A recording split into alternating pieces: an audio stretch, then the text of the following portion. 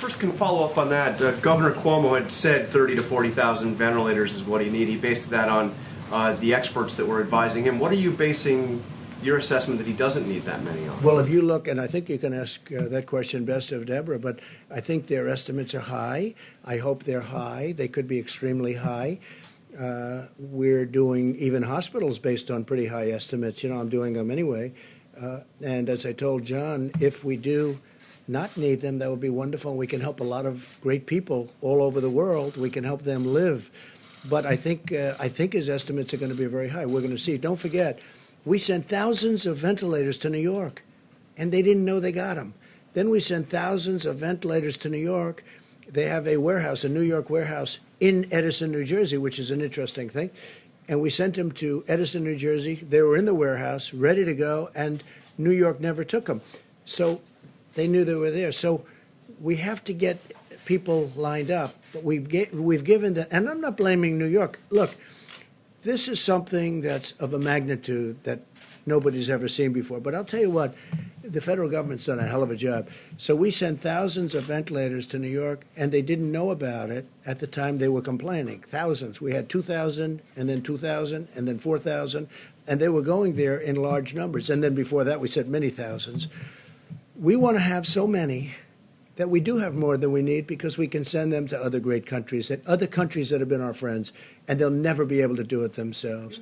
Yeah, please. Some of the governors are not appreciative of what the federal government's done, and you've suggested that some of these governors are not doing everything they need to do, like that these governors are at fault. Can you be specific? What more in this time of Well, I think we've done a great job for the state of Washington, and I think the governor, who's a failed presidential candidate, as you know, he leveled out at zero in the polls. He's constantly chirping, and I guess complaining would be a nice way of saying it. We're building hospitals. We've done a great job for the state of Washington.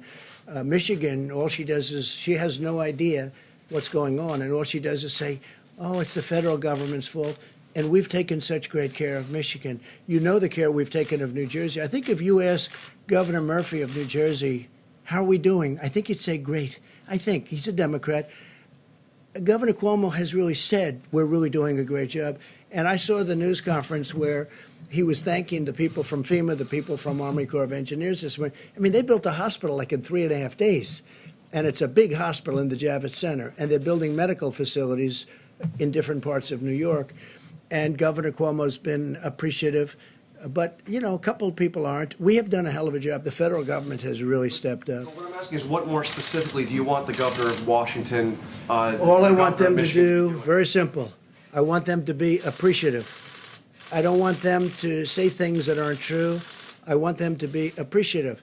We've done a great job. And I'm not talking about me. I'm talking about Mike Pence, the task force. I'm talking about FEMA, the Army Corps of Engineers. There's no country in the world could have done what the Army Corps of Engineers has done and is doing. Now they're going in and building they're going into hotels and renovating hotels.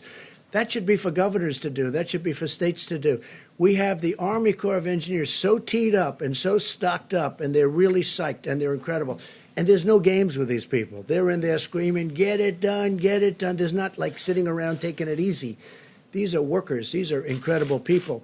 So I think the Army Corps of Engineers, when somebody, for political reasons, wants to blame, I view that as blaming these incredible people. Nobody's ever seen it. I don't know if you've been to the Javits Center. Now, I've seen it. I would love to go there, but with all that we're doing, we will be tomorrow at the hospital boat. We have this incredible hospital boat.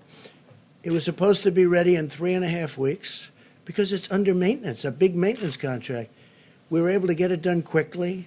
We were able to stock it up to the top, and it's leaving tomorrow at 2 o'clock. It's leaving Virginia. It'll be in New York on Monday, weeks ahead of schedule.